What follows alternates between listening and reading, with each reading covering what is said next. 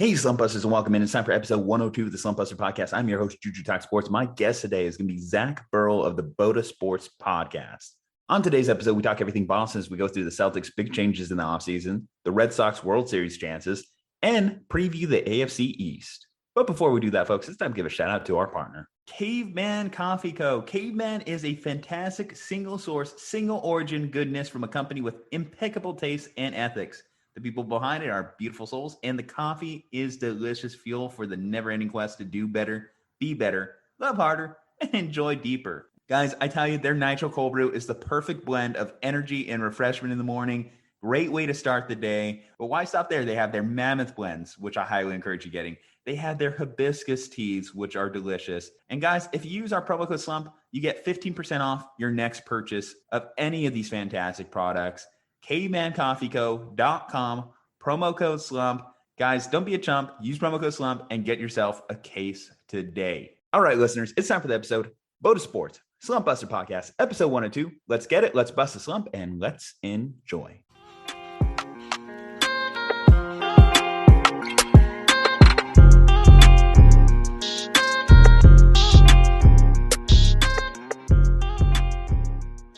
Welcome in, Slumpbusters. It is time for episode 102 of the Slumpbuster Podcast. I'm your host, Ju-Ju Talk Sports, and joining me today, Zach Burl of the BOTA Boys, the boys from BOTA, my favorite Boston-based sports podcast. We've had some great conversations before, some great episodes, and I'm always happy to welcome these gentlemen back on. Zach, second appearance for you. How you feeling today, man? Yeah. Hey, I'm feeling great, Juju. I appreciate you inviting us on. Tried to get the other boys to come on. Everybody's got things going on, but I'm glad to be on, ready to talk some sports with you. Of course, since this is the AFC East preview, it's only right because, come on, we got two posers from the BOTA Boys. Am I right? We got a Browns fan. Oh, my God. Yeah. We have a Browns fan, Packers fan. I mean, I would really argue that they're not technically fans of either team. They kind of just jumped on it at a random time. Born and bred.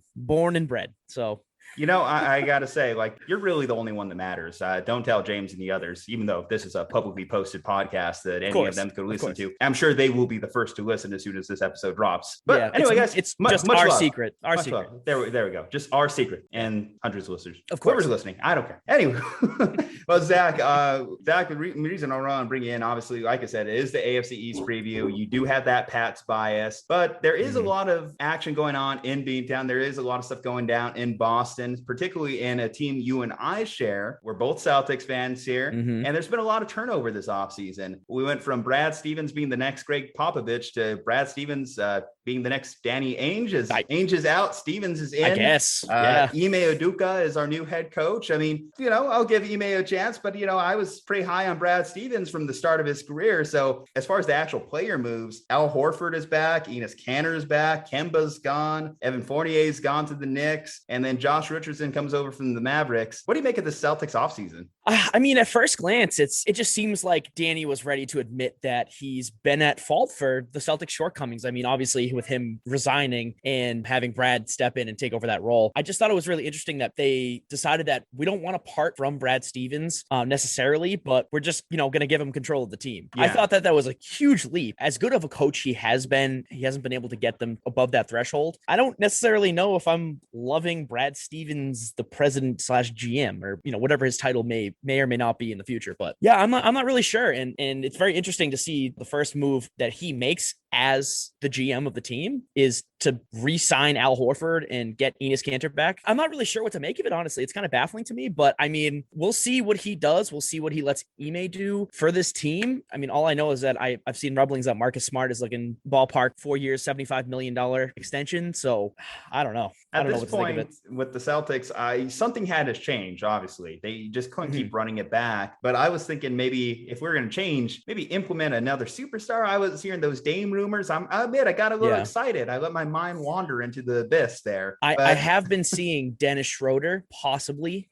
Okay, I can see that. Improvement on our defense, certainly someone that can handle the ball, get it to our elite wings and Jayson Tatum and Jaylen Brown. Okay, I could work with that. That would be a decent move. The only thing I don't like about that is how much Dennis Schroeder is demanding in his free agency talks. The last time I overheard was over $100 million. And considering some of these NBA contracts they've been given out, I guess that's not too out of the norm. But still, it just seems like a lot for that type of player. Maybe I just subscribe more to the NFL philosophy that mediocre starter getting paid is not necessarily a good thing. Right. I mean, for me, it makes sense for them to go out and sign a guy like that. I mean, you need to have someone that's going to be able to control the pace of play. And I don't necessarily see them doing that if they're paying Marcus Smart, 4 years, $75 million. Like, are they going to be able to go out and get that piece that they need? They have the wings locked down, like you said. I don't know. I mean, getting a guy like Schroeder would definitely take them from maybe a first round exit team to a second round exit team. Who knows? Yeah, I think that's part of the problem. The East has gotten so much better over the last couple of years. The Bucks, they just continue to ascend in the right direction. And by the way, the Celtics just never had success against the Bucks. The 76ers, well, the Celtics do have ownage over them, surprisingly. They just do. I do think that team, eventually the fact that they're more talented than the Celtics will result in a series win for them. And then, of course, the Nets. I mean, the Nets are out there. Hell, the Bulls are making moves. The Bulls had one of the most shocking off seasons, exactly, and completely overhauled their starting lineup. So they might even be contenders. Yeah. I mean, I'm not 100% sold on Lonzo. That jump shot, man. I mean, I don't know what to make of that. But DeMar DeRozan, money signing for them. That's going to be huge. And I think that, I don't know, that's just that ball attitude. Like, obviously LaMelo has killed it with LaMelo has done great with the Hornets, obviously made them a fringe playoff team last year. And if he was not injured at points in the season, maybe they could climb to a higher seed. The Knicks, were one of the bigger surprises last year. Tom Thibodeau had a great year with them as well. Julius Randle just got paid and got broken off. And then they went out there and acquired one of the cast-offs from the Celtics, and Kemba Walker just made a deal for him. And while Kemba didn't necessarily seem like the best fit overall for the Celtics, as it turned out, I think that he fits well with that Knicks roster, as they do need more scoring. Kemba can score, and I do think that should help that defensive first team in the Knicks. Right. I remember talking about the Knicks maybe February. I don't get Tom Thibodeau, but it's working. You know what I mean? Like, I understand, like, he's a very defensive-minded coach. I didn't understand it at the time, but obviously come playoff time, they were right on that cusp. I don't know, but New York's got a team. They got their coach. And I think Kemba's a really good fit for them, especially on that offensive side of the ball where they might be lacking in some areas. And you can't even underrate it. Let's face it, this team was in the Eastern Conference, so we got to start giving some respect on their name. But the Hawks, Trae Young is heading in the right direction too. Where did the Celtics really fit into this thing? A couple days ago on the podcast, we were doing an exercise of going through with the Bulls now getting all their stars, who gets knocked out in the Eastern Conference from the playoffs. And I was hesitant when I got to the Celtics. I was like, are the Celtics still a good playoff team, or are they like a middle seed? Because I don't know, man. Last year was pretty ugly for them. They were just treading water the entire season, which is a huge fall off from the team that was in the conference finals the year before, and obviously was one of the more disappointing teams the previous year before that. Of course. Yeah. And the thing for me is, I don't want to say this is a write-off season or this upcoming season. To me, it just seems like they're going to make just enough moves to keep the status quo, kind of just be in the middle of the pack, kind of fighting for that 7th or 8th playoff spot. They're going to make their moves next offseason when there's a ton of open free agents. One person I was looking at was Kawhi to see where he was going to go, and ended up staying in LA anyways. Yeah. I mean, I just think that they're going to end up being the same thing again this year, but I feel like more people are expecting that to happen. So it'll kind of be more of a middle of the ground thing rather than last year where it was like, they're supposed to be a 3 or a 2 seed, and like they ended up not doing what they were supposed to. So I think there's not going to be that disappointment this year. Well, the tough thing that always comes up in these conversations, though, is Boston not necessarily being a prime free agent destination. So why would Kawhi go across the country when he's put himself out there as this Southern California boy? He'd probably more than likely like to stay on the West Coast, if anything. Oh, of course. And so certainly and then just going down also premium tier free agents, who's that guy? Who's that fit? And do you keep rolling it out with Tatum and Brown for the next couple of years? Because I like both those guys, but something's got to give, or else we end up in a position where we're basically the Trailblazers and have Dame and CJ McCollum for years. I know. And that's the thing. Like, you don't want to pick one or the other, but if you had to, you keep Tatum. I feel like that's a consensus. Like, you need to keep Jayson Tatum. He is your star for the future. And not to say Jaylen Brown isn't a star, but I think we've seen consistently over the past 3 years who has been better overall, and it's Jayson Tatum. So, I mean, if they were to go nuclear and blow up the team, get rid of one of the two, they're going to go for Brown. That makes a lot of sense to me, because at very least you would say that Brown is a little bit of a streaky player. When he's hot, he's hot. Like everything's money, everything is going in. He's a great wing defender, but just whenever he hits his cold streaks, and we've seen that too often in the playoffs, obviously Tatum has that little bit of playoff clutch gene that we got to keep he does. building. We got to keep feeding. So he's locked into this roster, hopefully locked in. Hopefully he's mentally locked in to the Celtics for potentially a huge roster turnover, because the Celtics weren't his first destination. He's admitted that before in interviews too. Grew up a Lakers fan, grew up a Kobe fan. And then not to mention, just on draft day, he was expecting the 76ers were going to be the team that was going to pick him, or even potentially the Lakers at the Lakers, 2. The Celtics, he had written them off on draft day as even a possibility. I've heard him say it out of his own mouth. So that's concerning when it comes into those long-term contracts. Those, where do you want to be for the next few years? Where do you want to build your legacy? Because Jayson Tatum, I think he knows his worth, and he knows that on the open market, he could get one of the bigger contracts in the league history. Oh, of course. I mean, the way he's going, he's gonna get that free agent draw from basically any team that has a pulse. I mean, at this point, but I don't know, man. When I watch him play, like you said, got that clutch gene. He's building on that, and that's amazing. This is his team. I think he knows that now. It's his team, and the Celtics should and are going to be building around Jayson Tatum for the future. So for me, I think that if you're Brad Stevens, you say, listen, Jayson, you are the team. You are the team. You are the future. We need to build around you. What can we do to help you out? And I don't necessarily know Brad Stevens is going to do that, because obviously hasn't gotten over that threshold yet. But that's the first step, Brad. Admit your time did not work out. You find your star, build around him. I think one of my wish list items for the Celtics is obviously Chris Paul's long gone 4-year deal, $120 million. He's not going anywhere from Phoenix, but someone along that kind of same skill set, someone who has that kind of like intangibility to get the wings involved and really take advantage of a scorer like a Tatum on the outside, because I think that's the key to really unlocking the Celtics team further. And as much as I love Marcus, he wasn't going to do it. Yeah, Rajon Rondo, you up? Hey, Rajon Rondo, that would actually probably be one of the better ones. Honestly, I'm surprised we haven't hit him up for a reunion tour. I am also surprised, because you got Enes Kanter back, you got Al Horford back. Where is Rajon Rondo? Obviously he's moved around a lot, but let's bring back Paul Pierce. Bare minimum, not even as a player. We could just bring him on for commentary. I am missing those hot takes on my life, or those ice cold takes that he was putting out there on ESPN. Still crazy to think back on how he got fired from there for his IG Live. Yeah, and I really think it's funny that his nickname is The Truth, but that was nothing but on ESPN. I saw someone roasting him too, because, dude, you really threw away your like analyst job for 40 people following you on IG Live. Yeah, I know.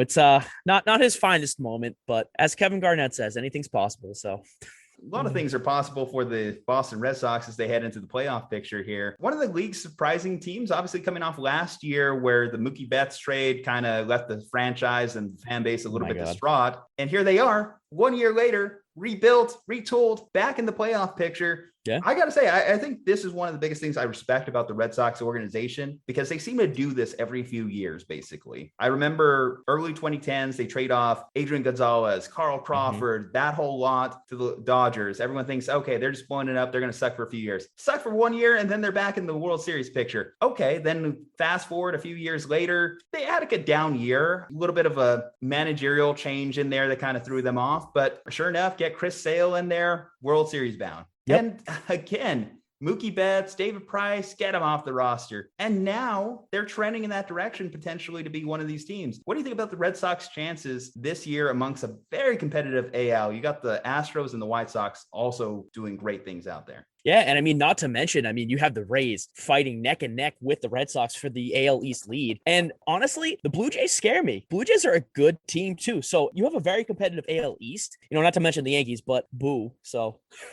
but the Yankees did end up trading for Anthony Rizzo and Joey Gallo. So, nothing to sneeze at there. It was pretty quiet at the deadline for the Red Sox too. Yeah. They do go out and get Carl Schwarber, but it's a good move for them, but they really needed to go for pitching, especially with looking at how their last 5 or 6 games are going. The bullpen had to come in and basically try to rescue games. The rotation's struggling. I read an article on Martin Perez. He's had like a 5.50 ERA in the past 6 games he's played. So really letting up runs early on, and the game's getting away from them, but they have a good chance. They really really do. They're a fun team to watch. They play baseball, man. I don't really know how else to put that any better, but I just feel like this is a team they're utilizing analytics as best as they can, but in key situations, they're just playing baseball and they're using their instincts. And I see it. I mean, I think they're 5 or 6 games above expected wins right now. And it was like 7 or 8, maybe 2 or 3 weeks ago when I was looking. They're just beating the odds right now. I think that they can continue to do that. I don't necessarily see them winning a World Series this year. I mean, it's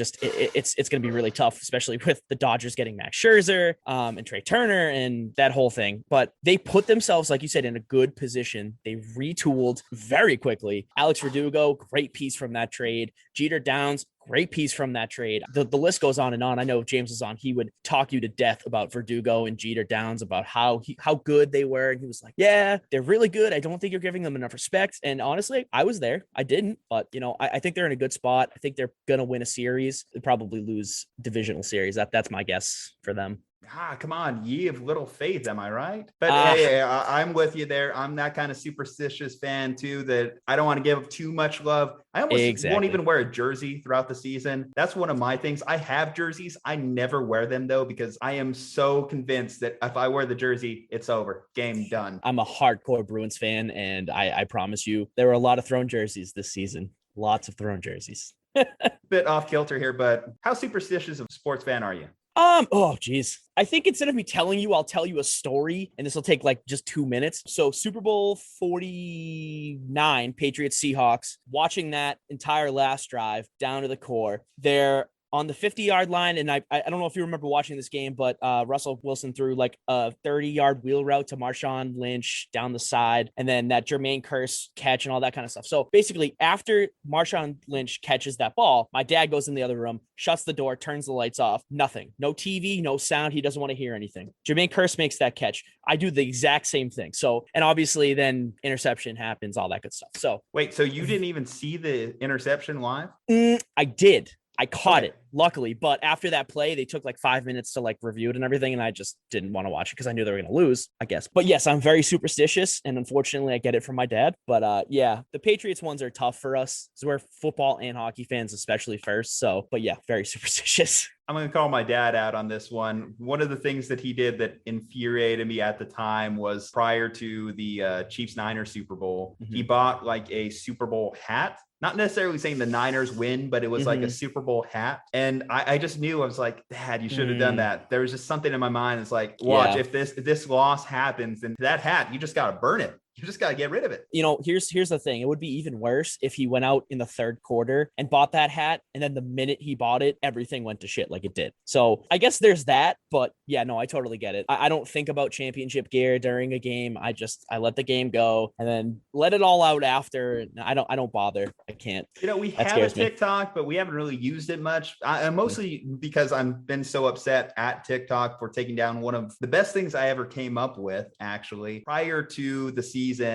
I had this old Giants hat, right? And I prior to that Giants hat, I had one that I owned during their 3 World Series runs, right? And then I lost it. I went on a camping trip, got belligerently drunk. It's gone. I don't know where it went. It's a shame. I could not find it. So naturally, the next thing I have to do, I have to buy a new Giants hat, right? Okay. So I buy this hat. And the next few years of Giants baseball were not very entertaining, to say the least. 2016 was our best year. And I remember that one just for Bruce Bochy getting a little bit too creative in the 9th inning, pulling Derek Law. And then next thing, the game just goes to hell. Cubs win. Cubs go to the World Series. Cubs win that. And then from there, Giants are just kind of in that rebuild mode. We got all these old guys. So you know what? Before the season, I said, I'm done with this hat. I think this hat is the cause of all our troubles. Burn this thing. It's gone. It's over. Buy a new Giants hat. And all things considered, best record in baseball, 69 wins, Giants on top. I'm feeling it. I'm feeling good about this. Honestly, I am so believe upset. you. But I am so upset that TikTok actually pulled that reel that I made of doing this for saying it was a community violation for unsafe activity, promotion, whatever. Come on, TikTok. What is this?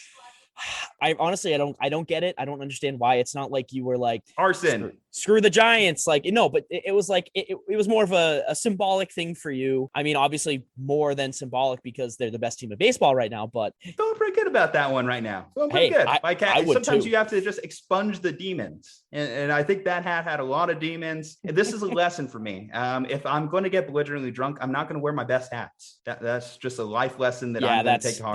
That's a good lesson. Yeah, it's a good lesson to learn. I learned that the hard way too. So I'm with you 100%. All right, Zach. So obviously brought you in AFC East preview. We're going through the divisions, went through the North. Now it's time to go to the East. So starting with the last place finisher, the New York Jets. Last year, they finished 2-14. This year, I have the Jets finishing 3-14. Obviously, the acquisition of Zach Wilson was preceded by the Jets being the worst team at even tanking correctly, as they were poised to get the number 1 pick, draft Trevor Lawrence, have their quarterback for the next 20 years. Not meant to be. Maybe the book's still open on what Zach Wilson can become. New coaching staff there, obviously in New York, as well as former defensive coordinator Robert Saleh of the San Francisco 49ers that went to the Super Bowl. He is the head coach for this franchise moving forward. They had a good first round. They picked up some guys that I think will be helpful for Zach Wilson. Obviously, picking up the big guard out of USC, Elijah Barrett-Tucker, great asset for them. Elijah Moore, the Ole Miss wide receiver. They do have a solid offensive line, but I guess I just don't believe in this team and the amount of turnover they got going on. I think it's going to be a lot for a rookie quarterback, and I think the division around them is pretty tough. So, Zach, what are your thoughts on the New York Jets? Yeah, I mean, I definitely agree with you. I think that the division around them is going to be too tough for them to get any kind of footing in that conference. You have the Dolphins, the Patriots, and the Bills, and all three of them can and most likely will be playoff teams. But I'm still baffled at how bad the Jets bungled their season last year. You had him, and you lost him. But again, like you said, Zach Wilson, he could still be a phenomenal quarterback. Arm strength, talent through the roof. I mean, that dude could throw a ball 200 yards easily. Obviously exaggeration, but I would hope so. Or maybe he's got that Uncle Rico behind him. He could throw it over a mountain. Maybe he does. Yeah, that's true. He could have go gadget like super arm or something. I don't know. But I think that they're going to be a little bit better than people are giving them credit for. I like the Robert Saleh move. I think that's a sneaky good move for them as a head coach hiring. I think he's going to get the right people in there for Zach Wilson. Like you said, I like Elijah Barrett-Tucker. I think that's a really good piece to bring into your team. And Elijah Moore, I mean, what can you say about Elijah Moore? The kid has explosive talent at every level in the wide receiver area. I mean, hands, speed, explosiveness, agile. I mean, I think it's going to be very good for him to get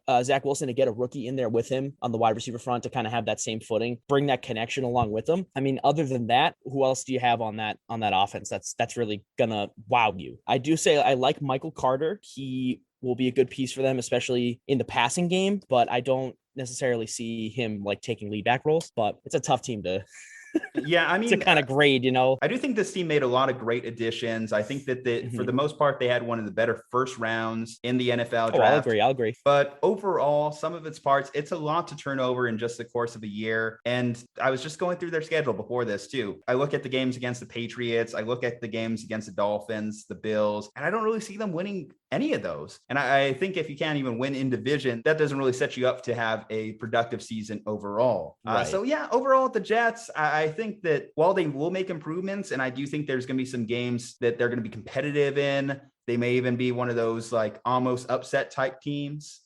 They're not going to be really set up to win now this season. No, of course not.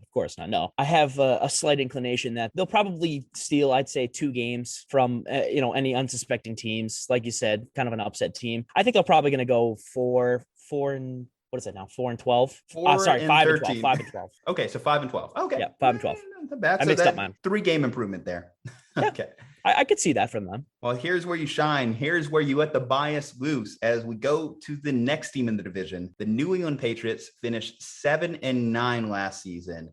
This season, I have the New England Patriots finishing 11-6. So I do have them improving. I do see that they will get the additions of the guys that they missed out due to the COVID opt-outs. Obviously, they made some moves in free agency. Jonnu Smith, Hunter Henry, Nelson Aguilar, Kendrick Bourne. Completely revamped their offense there. The biggest thing that could hold them back, and I did have them kind of being a little inconsistent throughout the season as I was going through their schedule. Cam Newton, I'm still not convinced that he's necessarily turned it around or he's going to find MVP Cam again. Just looking at a lot of the games last year, it was kind of boring football to watch. And I'm sure you can relate, obviously, as you probably were watching a little bit more intently on their games. Going from Tom Brady to pound the rock is very, very difficult, especially when you don't even have a buffer season. It's just kind of like, all right, here you go.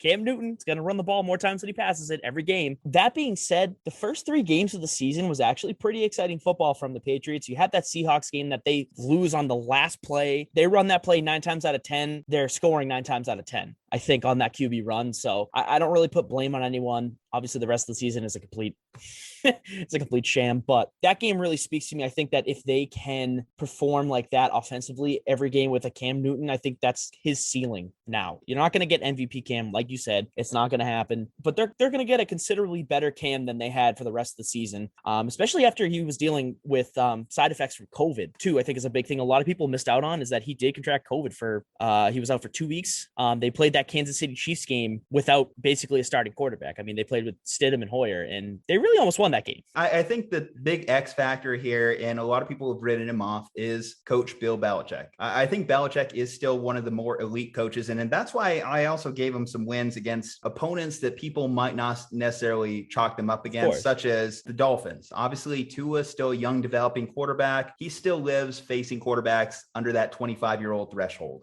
In those matchups against the Jets, Zach Wilson on the learning curve, probably doesn't work to his advantage going against Belichick. In road matchups against the Chargers in LA last year, they blew out the Chargers by 40. Blew off the doors. Yeah, exactly. So there is still that elite coaching gene in Coach Belichick, and certainly too with improved defense. Where does Belichick live and breathe? On the defensive side of the ball. So as long as Cam Newton is keeping them viable offensively, even if he's not keeping them viable offensively, because there is a rookie that they just drafted, so there is always that potential for Mac Jones to get in if Cam Newton is truly not producing. By the way, I'll say this. As a Niners fan, I did not want Mac Jones. I put it out there publicly. I did not want Mac Jones. But I am actually okay with him being with your Patriots because I think that is a good scheme fit. I think it's a good scheme fit. I agree. I will forever listen to the little voice inside my head that tells me that Joe Namath is the last Alabama quarterback to make a Super Bowl appearance. So that should say a lot about how I feel about Mac Jones. Good college quarterback. Absolutely. Alabama has a history of good college quarterbacks. NFL quarterbacks. No, I'm just getting a little worried, obviously, but I think we might be seeing a little bit of a trend here. We get Tua down on the Dolphins. Seems like he's going to be the viable starter. Seems like he's going to be good. So I have a little hope. I'm hoping that Mac Jones can follow footsteps, break out of molds, crush stereotype, because I'm a Patriots fan. I want them to do good, but I don't have faith in either quarterback to lead the team. Honestly, I'm just putting all my faith in that defense because Bill had a bad year last year. He's not going to do it again this year. Okay, I believe that. No back-to-back losing seasons for Bill Belichick and the Patriots. On to the next team. So one of Bill Belichick's disciples, Brian Flores, obviously the head coach out there in Miami. Now, Miami, they barely missed the playoffs last year. And you would say one of the biggest reasons they missed the playoffs last year was Tua. Tua looked bad. Tua didn't have that it factor going into last season. That's why there was a lot of offseason speculation. Can Tua be replaced? Even though the Dolphins just drafted him, there's a lot of talk and chatter. Hey, Deshaun Watson, he wants out. Miami, let's go ahead. We got some draft assets. Let's move some stuff and go get him. Didn't happen. As of right now, Tua is going to be the set starter for that team. Will Fuller comes into town, joining Devontae Parker. They did draft Jaylen Waddle, so they're completely changed around that wide receiving core. So Tua does have weapons, but can he hit them? Is he willing to take those risks that he wasn't last year? Because I think the biggest problem with him, he played too much cautious football. And that was one of the biggest things that separated him from Ryan Fitzpatrick last year. Ryan Fitzpatrick goes in, he just wants to sling it. And that's when the Dolphins were at their best, when Ryan Fitzpatrick was just slinging it. Well, I do think that I don't want Tua to be a double-digit interception guy moving forward. I do think that he could be a little less risk adverse. I said this before the NFL draft. I'm going to own up to this until I eventually pass away, but I am still going to pick Tua as my MVP for this season. Yeah, I know. Bold takes. I know. Okay. I'm with it. A man sticking with this conviction here. At the time, I thought they were going to be drafting Jamar Chase. They ended up going with Jaylen Waddle. I still think that's a very good piece that's going to fit into their offense. Does it bring them over to the top? No. Do I wish I could take my take back? Yes, but I'm not going to because, like you said, I'm a man of my convictions. But that offense should be electric this season, especially if Tua just takes his own chains off, just takes them off, leaves them behind, and he just slings the ball like Ryan Fitzpatrick. I mean, he has so much potential, and he's got a lot of downfield targets that want a deep ball. So, I mean, I hope he can, just get out of his own head and just throw the ball.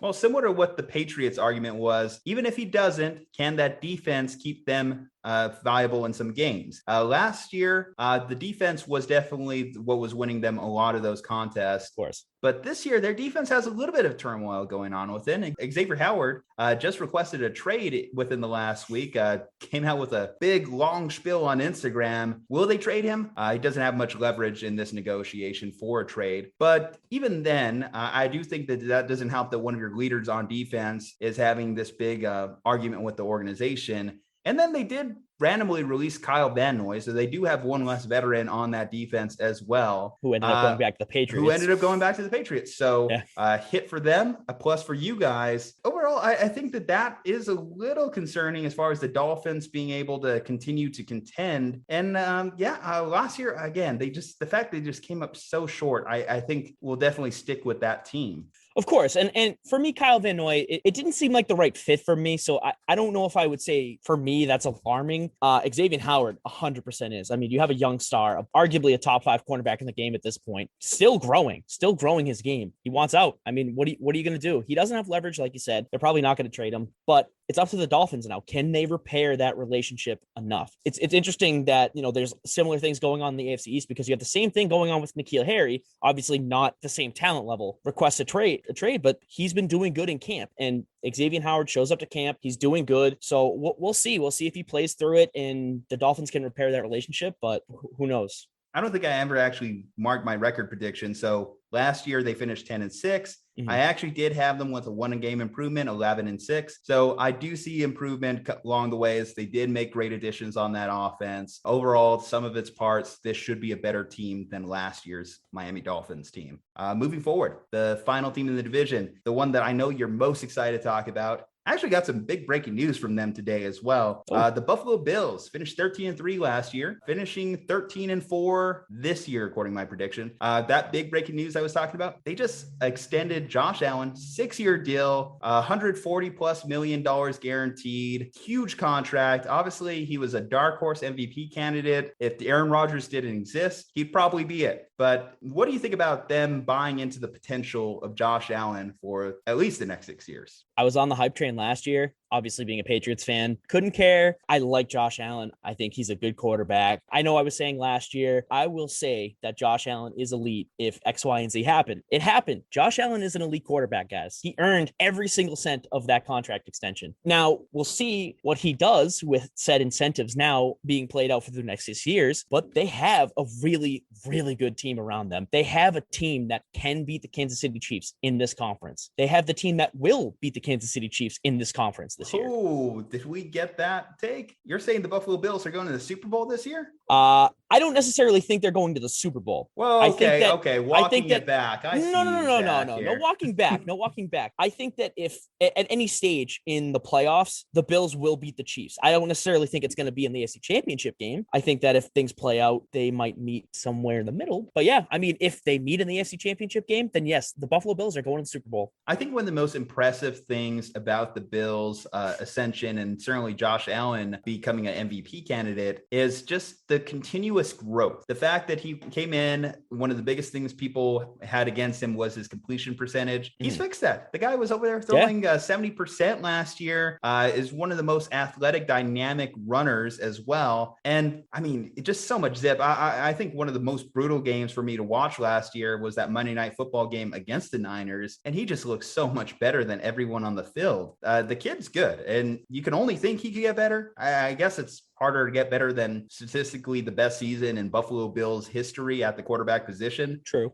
Franchise that had Jim Kelly for multiple years, who was elite in his own respect, a Hall of Famer. It definitely does stick out that the Buffalo Bills have gotten to this point. I think one of the big things, though, that was concerning is their defense did take a step back. McDermott, one of the biggest things that he puts himself out there is a defensive guy. I think one of the biggest keys for them beating a Kansas City Chiefs is being able to stop Patrick Mahomes, because they weren't able to do that in last year's AFC Championship game. There was no one that was stopping the Chiefs offense that day. And after a certain point, Josh Allen wasn't going to get him back into that contest. So if their defense can get back to the point where they were a couple years ago, that's what's going to make or break this team's season. Heard. Yeah, no, definitely. I mean, I look at that AFC Championship game last year and I just see a team that has been there. and a team that has not. And I think that you're going to start seeing a team that is eventually going to be there consistently. And I think that's the Bills can do that. They are going to do that. But you're right. In order for them to be able to do that, they need to go out. They need to make better defensive signings. The offensive side of the ball is lights out. They could probably stand to maybe get another running back. I mean, obviously, Zach Moss, Devin Singletary were not as effective as that 1-2 punch last year as people may thought that they were going to be. That could be different this year. But I like Sean McDermott. He's a really good coach, and he's been building a really good team. I mean, obviously it's a far cry from the 9-17 that, made the wild card. And what was it, 2017? Mm-hmm. Exactly. When he got panned for putting out there Nathan Peterman over Tyrod Taylor. I wonder if the fact that Josh Allen has become so good, it will at least let him live that one down. Yeah, I mean, I would sure hope so. I would like to see him take that game and put it into every single play that he calls. You know what I mean? I would think that he does that already, but I digress. Yeah, that was Hall of Fame bad. What do you think about that performance? 5 interceptions, and then a couple of them, I think, got returned for touchdowns. Oh my God. The fact that Nathan Peterman has more pick sixes in his career than actual touchdown passes in his career. And yet apparently coaches still love him because he's still out there with the Raiders. Somehow, John. He's probably on some journeyman stint, doing research, and eventually we're going to see offensive coordinator Nathan Peterman gets a job, and I think that's going to be one of the things that is oh, okay, that kind of makes sense. That plays. We've seen that happen with former journeyman QBs that don't really work out anywhere, and they come in. Who is it? Kellen Moore with Dallas. Jason Garrett. Also Jason Garrett. Yeah, that's also a very good one. But all right, man. Well, awesome, Zach. Well, thank you for coming on, man. Obviously, I had to let you exude the bias here on this particular episode as we go through the conferences. Thank you so much. What are you guys working on at BOTA? I know, heck, the content's been really good recently, guys. I appreciate that. What you guys have been doing with the reels, just everything. I got to get better at reels. The fact that you guys are doing so much with the reels, sports meet, everything, you're killing it. And I just got to say, you're awesome with that, guys. Hey, well, I appreciate that, Ju-Ju. Yeah, I mean, we're working on a couple things. We are going to be doing our sub 500 draft again. Basically picking a team that was under 500 and just seeing which team ends up winning more. We're going to do that with a couple of pages. I definitely think I don't know if we have already started talking about it, but obviously want you guys on there and talk about that. Try to do maybe a live draft or something like that. But we're also going to be working on some other things just for our page. But yeah, James is killing it with the TikToks, with the sports meet, all that kind of stuff. So go interact with him, James from BOTA, on his Instagram, all that kind of stuff, especially with some of the content he's coming up with. He's out of the box. James may be killing it with the TikToks, but again, Zach, you're still my favorite. Don't let him tell you anything. Stay golden, pony boy. Much love. All right, guys. Well, you're listening, but we need you to be subscribed. Go ahead. The button's right there. Do yourself a favor. We'll bring these guys back on, and it's going to be more great conversations for you if you just hit that subscribe. Leave a 5-star review for us on iTunes.